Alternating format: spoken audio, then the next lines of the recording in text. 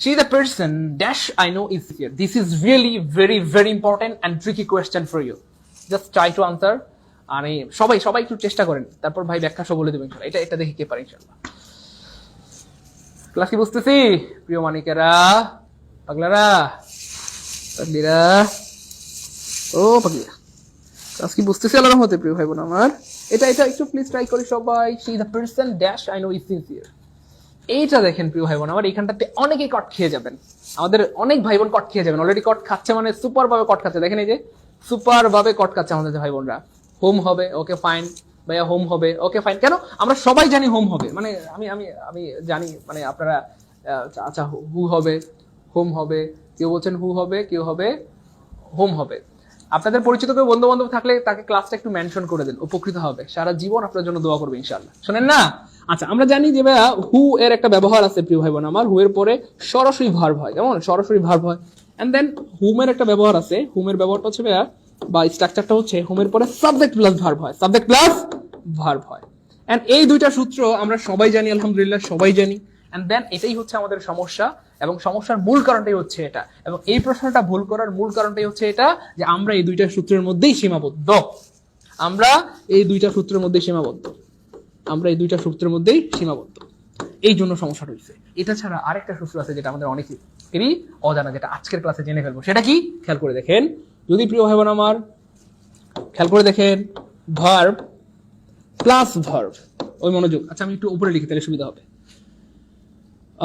Who plus verb plus verb, তার মানে verb 1 verb 2 exactly. খেয়াল করে দেখেন, হুমের পরে সাবজেক্ট প্লাস ভার্ব, অফকোর্স এখানে সাবজেক্ট প্লাস ভার্ব আছে। সবাই মনে করবে হুম, কেন ভাইয়া এই যে সাবজেক্ট প্লাস ভার্ব আছে, কিন্তু এখানে একটা ঝামেলা আছে প্রিয় ভাই বোন আমার। কখনো যদি দেখেন ভাইয়া এখানে দুইটা ভার্ব, এই যে এখানে একটা ভার্ব, এখানে একটা ভার্ব, পরপর দুইটা ভার্ব দেখতে পান, তখন কিন্তু আনসারটা হুম না হয়ে আমাদের হু এর দিকে চলে যাবে, যদি দুইটা ভার্ব থাকে। আপনারা স্পষ্ট দেখতে পাচ্ছেন এখানে একটা ভার্ব আছে, মানে যেটা আমরা বললাম ভার্ব 1, এখানে আরেকটা ভার্ব আছে যেটাকে আমরা বললাম ভার্ব 2। পরপর দুইটা ভার্ব থাকলে হুম না হয়ে সেটা হয়ে যাবে হু, এবং এই হু হওয়ার পিছনে কিন্তু লজিক আছে প্রিয় ভাই বোন আমার। কি লজিক? এখানে কয়টা ক্লজ আছে এটা চিন্তা করতে হবে। খেয়াল করে দেখেন, শি ইজ এ পারসন, তাহলে এটা একটা clause, she is a person, এটা একটা ক্লজ। সো এখানে শি হচ্ছে সাবজেক্ট, ইজ হচ্ছে ভার্ব, সো এটা ফিনিশ, এটা ফিনিশ, ওকে ফাইন। তারপর দেখেন আই নো, আই হচ্ছে সাবজেক্ট, নু হচ্ছে ভার্ব, সো এটা একটা ক্লজ। আই হচ্ছে সাবজেক্ট, নো হচ্ছে ভার্ব, এটা একটা ক্লজ। ফ্যাক্ট হচ্ছে ইজের সাবজেক্ট কে? এই পৃথিবীতে যতগুলো ভার্ব আছে তারপর মানে মিনিমাম একটা করে সাবজেক্ট থাকবে, অথবা যতটা সাবজেক্ট আছে তার একটা করে ভার্ব থাকবে, মিনিমাম একটা। এখন প্রশ্ন হচ্ছে এই যে ইজ একটা ভার্ব, আমরা দেখেন শি এর ভার্ব ইজ, আই এর ভার্ব নো, ইজের ভার্ব কে, মানে ইজের সাবজেক্ট কে, তাই না? এই যে ইজের, এখানে ইজের সাবজেক্ট হলো শি, এখানে নো এর সাবজেক্ট হলো আই, তাহলে এখানে ইজের সাবজেক্ট কে?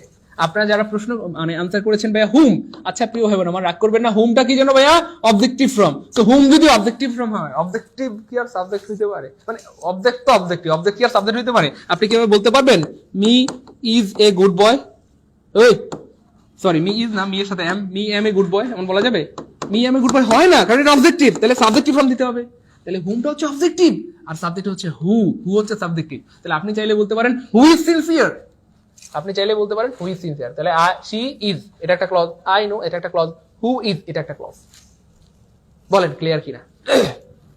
ভাইয়া এটা যারা প্রথম জানলাম, জীবনে প্রথমবারের মতো যারা জানলাম কমেন্টে ফার্স্ট লিখে দিবে। আজকে প্রথমবারের মতো জানলাম, আপনাকে অনেক জাযাকাল্লাহ, আপনাকে অনেক ধন্যবাদ। প্লিজ কমেন্টে লিখি যারা প্রথমবারের মতো জানলাম, প্লিজ প্রিয় ভাই বোন আমার শুনেন না, আপনাদের কমেন্ট, আপনাদের মতামত আমাদেরকে অনেক বেশি ইন্সপায়ারেশন দেয়, এবং সত্যি অনেক ভালো লাগে আপনারা যখন কমেন্ট করেন বা কথা বলেন। খুশি খুশি খুশি প্রিয় ভাই বোন আমার, পাগলারা, পাগলিরা, ও পাগলিরা, ক্লাস কি ভালো লাগতেছে? এনজয় করতেছে? মজা মজা বলেন খুশি?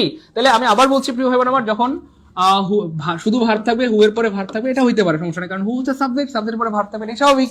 কিন্তু হুমের পরে সাবজেক্ট প্লাস ভার্ব থাকবে, কারণ এই হুমের সাথে কখনো ভার্ব হইতে পারে না, খুব মনোযোগ।